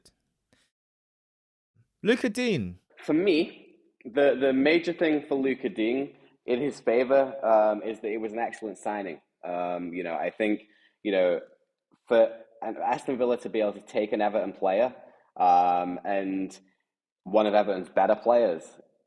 Again, is credit to Steven Gerrard, is credit to Aston Villa, and credit to the direction they're moving in. And he's only been there since January, and I don't think there was a whole wealth of good left backs this season that had been signed. But I think for me, it was a big coup and a big suggestion of how good Villa have been to be able to make that, or not been, but like how big of a club they are moving forward to be able to pull off that type of signing. So that would be the main thing for me. I think his performances have been relatively solid since he's came, but I can't think of a left back that I would put above him. Did you have a left back, or did you go? I had Cucurella from Brighton, because I feel like between Okay. Cucurella and Ait-Nouri, I feel like both of them have just. I mean, Ait-Nouri for at Wolves, he looks exciting, and I look at him and I think, couple of years time, there's more gears to go. You just look really good. Offensively, defensively could be a bit sharper. Cucurella has just, again, when Brighton were, obviously Brighton right now have kind of fallen off a cliff, and they kind of given up. They're not given up, but they're not really there anymore. But when they were riding high and sitting in the top four and looking like they might shake up the whole bloody foundation, it was looking like Cucurella's coming like, oh hello, this is Premier League. Is it meant to be hard? Oh, really? It's meant to be hard? Okay, I'm just gonna keep running down the wing. If you want to stop me, you can try. You won't, but you can try. So him and Lamptey on either flank, I was just really, really impressive with what he brought to their team and what he brings to their team still, even though they're, like I said, they're in a bit of a rough spot. I think you've mentioned Livramento. We both have him in our team. I'm Yeah. not going to really talk much about Kieran Trippier. It's the goal tax, really. It's just the fact that he's come to Newcastle and he scored a couple free kicks, and he's just given, like, St. James's Park needs those lifts, and for me that's just what he's brought to the table. Those great goals and those great performances, and you need that sometimes. So that's why I've got him in my list. I don't really need to. Not much more to add to that, really. It's just he gets goals. Let's talk goalkeepers. Oh, well, there's Tomiyasu, but Talk to me about Tomiyasu. I picked Liveramento because I think the thing about Liveramento is £5 million. The man will be worth 50 in 2-3 seasons. Mm. And Southampton have got a bargain in Liveramento, in my opinion, and I think that's the reason why I picked Liveramento. I think he's earlier in the season, especially, he was like a fantasy football bargain because he was like 4.5 million, and everyone got on that, and he's gradually gone up in value. And I think he's had a really good season for Southampton. So that would be why I would pick Liveramento, and even over Tomiyasu. But you know, you're the Arsenal fan, so talk to me about Tomiyasu. For me, it comes down to two things. I think he's one of Arsenal's best right backs since Bakary Sagna, and Bellerin, like he's manned them, like but his time came and went. I don't see him coming back to Arsenal. I don't really want him to come back to Arsenal. I want him to just stay in Spain and just rebuild his life there and do what he's doing there. But also, I look at the back five and the unit that's been created this season, and it's like we're solid again. We have shades of the George Graham Arsenal about us, defensively, and he has been a massive factor to that. And the second point I'll say along why I've put him in this team is that in his absence, Cedric has become a functional player. Like Cedric it was like the money laundering deal of the century. Really, don't understand why we signed him. Don't understand what value he's to bring to the club. But yet, he was on paper our weak link in the back five. You could argue that he still is our weak link in the back five, even though he's playing well. And he has found a way to up his game to the extent where now people are even saying that even when Tomiyasu's back, does he get back in the team? Of course he does. Let's not be silly here. But he's done, he's really equipped himself. And for me, when he was injured and we rushed him back, and that's what's caused the recent setbacks that he's had and why he's not played since. You see the difference that he's brought to the team. He's maybe he's not the best offensively at all, and that's the area he needs to kind of improve on. But the balance defensively, well, he's locked down some of the best players in this league and giving them a tough game. I've been really happy and impressed with what he's brought to the team, and just you can see where, as he gets older and as he adds more layers to his game, how further he can take us. To me, he is like Sanya and Nacho Monreal rolled into one. A solid 7.5 out of 10 defender. Don't think he's ever had a game. I think he had one game where it was like a 4 out of 10 where he just looked tired and he just was getting run ragged. But his usual level is 7, which is really high. And that is what Tierney was. I think Tierney now is more of a 6.5 out of 10 is his level. I think he's dropped off a little bit. Still dependable, but he's not quite.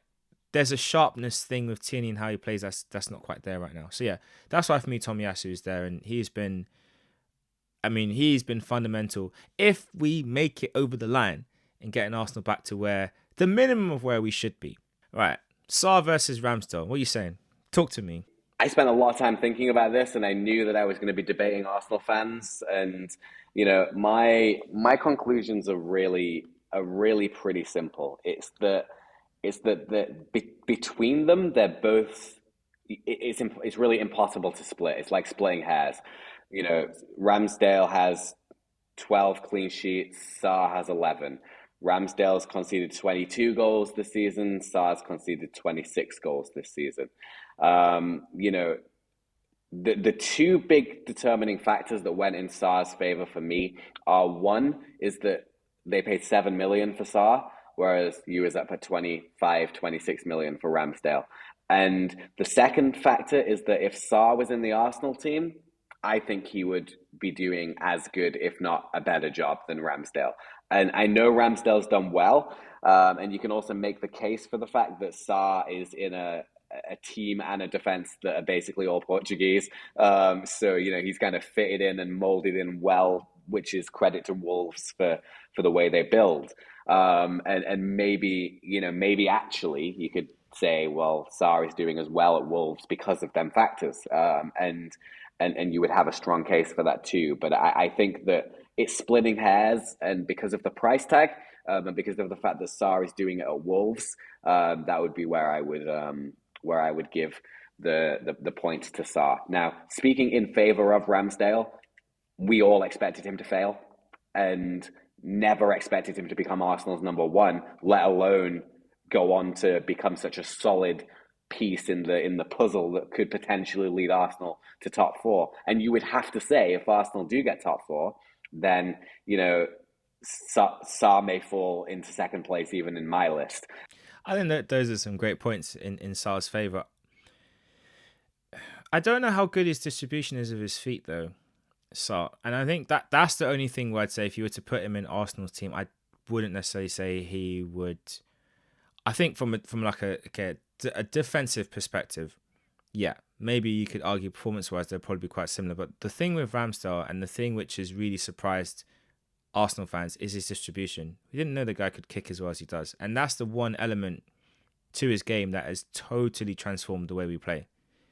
Like, I mean, we've tried playing it out from the back, and we had Petr Cech, and that guy almost scored an own goal. He almost achieved what William Gallas threatened to do. So, and that just shows you how far we came from. And then you had Bernd Leno, who, bless him, he's a good shot stopper, but his distribution is just poor. It just is what it is. And in fact, the last game we played, we just bypassed him altogether because we're just like, let's not even be silly. We'll play out from the centre backs and we'll bypass the Ramsdale, Leno as the first phase. So Ramsdale already came in, and that's one element that he's revolutionised Arsenal's back line and just given us ability to just play higher, and also we can spring on teams now. Okay, our centre forward can't, but our wide players can. And so that's given us an extra dimension in how we play. And I'm not sure if Sarr could bring that to Arsenal. I think the other side of the game, yes, shot stopping, command in the box, everything else he would bring. But the passing distribution, I'm not 100% sure he'll bring that to the team. And also for me, when I look at Sarr, coming in to replace Rui Patricio, that's not easy. Rui Patricio. That would have been a really hard thing to do. And he's come in and he's taken to the team and to the league like a duck on water. So I'll give him his props for that. But when I look at the two of them, and you're right, the price tag is a major factor, and that's a big thing in his favour. But no Arsenal fan wanted Ramsdale. Even the most optimistic Arsenal fans didn't really want Ramsdale. No one thought Ramsdale would be number one already. We thought I think even the club, it was almost like by next season he will replace Leno. Sarr was brought to be first choice. So immediately the fact that Ramsdale came in as second choice, ostensibly, and just pushed Leno to the side and has not looked back since, massive credit to him. And his personality, I mean, he if he's given the captain's armband in the summer, I wouldn't be surprised and I wouldn't argue against it. Because I think he's just been that influential at the club. Even the fact you got people like David Seaman, who's speaking very highly about him. They've met and they've worked together on a training field, and they've met up outside the training field and they've talked a bit. So he has really surrounded himself with the right football people to help his development. But I think also, I look at him and I think, well, there's England's next number one once Gareth Southgate figures himself out and drops the little Jordan Pickford and brings in a real man. I think we'll be a lot happier, and England might actually win a trophy for once. Not blaming Pickford at all, because he did well in the shootout. But, I think that is a transition that will make. So for me, I look at all those little factors and I think Ramsdale has exceeded expectations. He surprised the fan base and he has taken us to another level. I think the jump from Sarr to Patricio is smaller than the jump from Leno to Ramsdale. And that's why for me, Ramsdale is my keeper. Yeah, look, no, I think that's always going to be a really good debate, and I think all valid points. Ramsdale's had a great season, and no one expected him to be Arsenal's number one, and look at what he's done. So fair play. Yeah, man, I think that's a good solid. That's a great debate over our players. I mean, I'm still looking at some names on your list, and I'm like, but it's all right. It's all good, It's been fun. If you're watching this on YouTube, let us know in the comments what you think about our players. Do you agree that Jack Grealish has been the worst signing of the summer? Do you think Ronaldo is the worst signing of the summer? Or are you more reasonable and think he should be in the best? But that's us wrapping up One Kick from Glory. Have a good rest of the day, and we'll see you on the next episode after our teams get 3 points in their fixtures this weekend. Peace. Peace.